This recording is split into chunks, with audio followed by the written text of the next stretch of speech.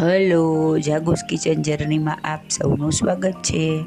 Friends, આજે આપણે બનાવશું રક્ષાબંધન સ્પેશિયલ એક સુપર ટેસ્ટી અને સુપર ઇઝી સ્વીટ કસાટા સંદેશ. આ સંદેશ ખાવામાં એટલા ટેસ્ટી અને લુકમાં એટલા સુપર લાગે છે ને કે હું તમને શું કહું. તો ચાલો શરૂ કરીએ. સૌથી પહેલાં મેં 100 ગ્રામ પનીર લીધું છે. આ વજનમાં 100 ગ્રામ અને આમ 1 કપ છે. ત્યારબાદ તેમાં અડધો કપ મિલ્ક પાવડર, પા કપ આરા લોટ, આની જગ્યાએ તમે કોર્નફ્લોર પણ નાખી શકો છો, અને 1/3 કપ ખાંડ લીધી છે, એટલે કે અડધા કપથી થોડી ઓછી, અને ત્યારબાદ પા કપ જેટલું દૂધ લીધું છે.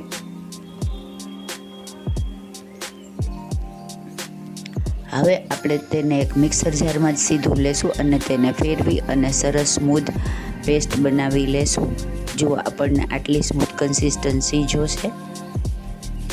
ત્યારબાદ એક પેન લેશું અને તેમાં 1 મોટી ચમચી જેટલું ઘી એડ કરીશું, અને ત્યારબાદ આપણે રેડી કરેલી પેસ્ટ તેમાં એડ કરી લેશું અને ધીમા ગેસે તેને કન્ટિન્યુઅસલી ચલાવતા રહેશું.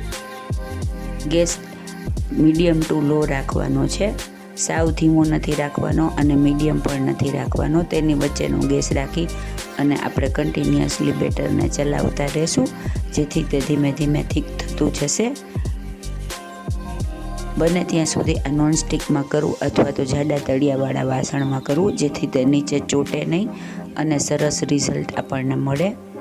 જુઓ, આપણું બેટર થીક થવા લાગ્યું છે. એકદમ સાવ ડો ફોર્મમાં આવે ત્યાં સુધી તેને ચલાવતા રહેવાનું છે. ફ્રેન્ડ્સ, જો તમે મારી ચેનલ પર નવા હો તો મારી ચેનલને સબસ્ક્રાઈબ જરૂરથી કરજો અને બાજુમાં રહેલ ઘંટડી દબાવી દેજો, જેથી મારી નવી રેસીપીનું નોટિફિકેશન સૌથી પહેલાં તમને મળે. જો આપણું બેટર રેડી થઈ ગયું છે અને પેન ઘી પણ છોડવા લાગ્યું છે. જો આવી રીતે આપણે ગોળી વળવા લાગે અને સેજે ચોટે નહીં ત્યાં સુધી આપણે તેને ગેસ ઉપર રાખવાનું છે અને ચલાવવાનું છે. હવે આપણું મિશ્રણ રેડી થઈ ગયું છે.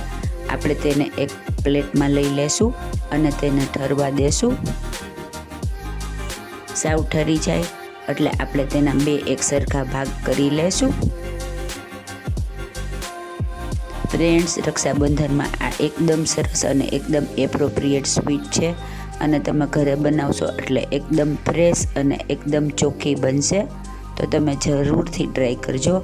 હવે આપણે એક પાર્ટમાં 2 ડ્રોપ્સ જેટલા વેનીલા એસેન્સ એડ કરીશું. ફ્રેન્ડ્સ, એસેન્સ ના હોય તો પણ ચાલે, પણ આનાથી આની ફ્લેવર સરસ આવે છે. અને તેને બરાબર મિક્સ કરી લેશું. આ પાર્ટ આપણે વ્હાઈટ જ રાખવાનો છે. તમે આવી રીતે 3 પાર્ટ પણ બનાવી શકો, પણ અત્યારે આપણે 2 કલરમાં રેડી કરેલ છે. ત્યારબાદ સેકન્ડ પાર્ટમાં આપણે રોઝ એસેન્સ એડ કરીશું. ફ્રેન્ડ્સ, એસેન્સ 1 થી 2 ડ્રોપ જેટલું જ લેવાનું છે, નહીંતર એની સ્મેલ વધી જશે તો તે ખાવામાં સરસ નહીં લાગે. હવે આપણે એમાં 1 ડ્રોપથી 2 ડ્રોપ જેટલું રેડ ફૂડ કલર છે એડ કરીશું. મારી પાસે જેલ કલર હોવાથી મેં તે એડ કરેલ છે. તમે પાવડર કલર પણ એડ કરી શકો છો અથવા લિક્વિડ કલર પણ એડ કરી શકો છો. તેનું રિઝલ્ટ પણ ખૂબ જ સરસ આવે છે. હવે આપણે તેને બરાબર એકદમ સરસ રીતે મિક્સ કરી અને સરસ પિંક કલરનું મિશ્રણ રેડી કરી લેશું. ફ્રેન્ડ્સ, આ લુકમાં એટલો ગોર્જિયસ લાગે છે ને ખાવામાં એટલું જ મજેદાર. હવે આપણે તેમાં 1 ચમચીથી 1.5 ચમચી જેટલી તૂટી ફ્રૂટી એડ કરીશું. આ ચાવવામાં આવશે ને તો ખૂબ જ સરસ લાગશે. મારી પાસે મિક્સ કલરની હોવાથી તે મેં મિક્સ કલરની કરેલ છે. તમારી પાસે સિંગલ કલરની રેડ હોય તો તમે તે પણ કરી શકો છો. હવે આપણે તેને બરાબર મિક્સ કરી લેવાની છે. ત્યારબાદ એક પ્લાસ્ટિકની શીટ લેશું. ફ્રેન્ડ્સ, આ રક્ષાબંધન તમે આ સ્વીટ ચોક્કસથી બનાવજો. બધા ખૂબ જ ખુશ થઈ જશે. હવે આપણે તેને આવી રીતે હાથેથી થેપી અને સેજ પાતળો રોલ જેવું કરી લેશું. ફ્રેન્ડ્સ, આ મીઠાઈ ખાવામાં એકદમ સરસ લાગે છે અને ઘરે બનાવ્યોનો આનંદ તો છે જ. હવે આપણે ઉપર રેડ કલરનો રોલ વાળી અને તેને આવી રીતે ઉપર ગોઠવી દેશું.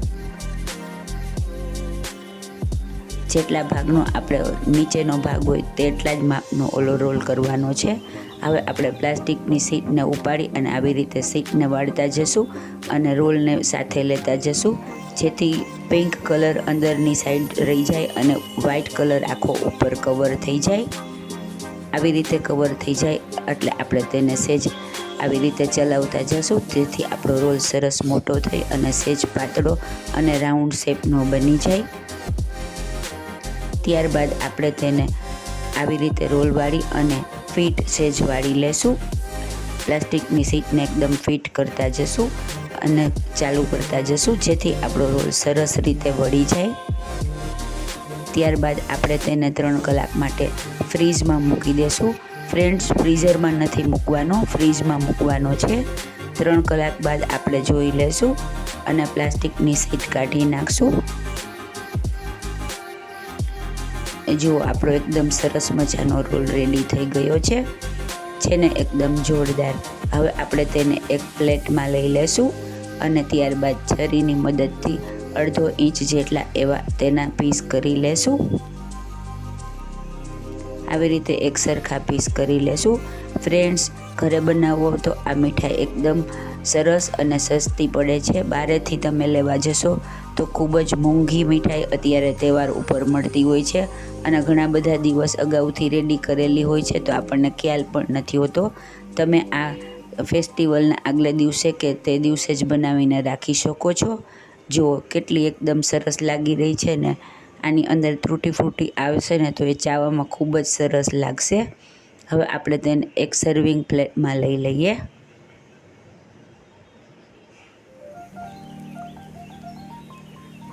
છે ને એકદમ જોરદાર.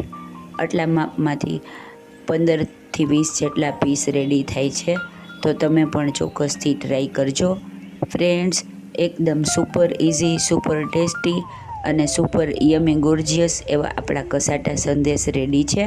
તો તમે આ રક્ષાબંધનને બનાવી અને તમારા ભાઈ ભાભીને ખુશ કરજો. છે ને એકદમ જોરદાર. હવે આપણે તેને તોડીને જોઈ લેશું.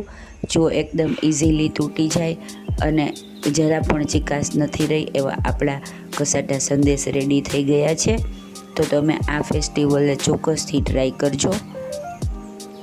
ફ્રેન્ડ્સ, જો તમને મારી રેસીપી પસંદ આવી હોય તો મારી ચેનલને લાઇક, શેર અને સબસ્ક્રાઈબ જરૂરથી કરજો અને મારી રેસીપી તમને કેવી લાગે તે પણ જણાવજો. ધન્યવાદ.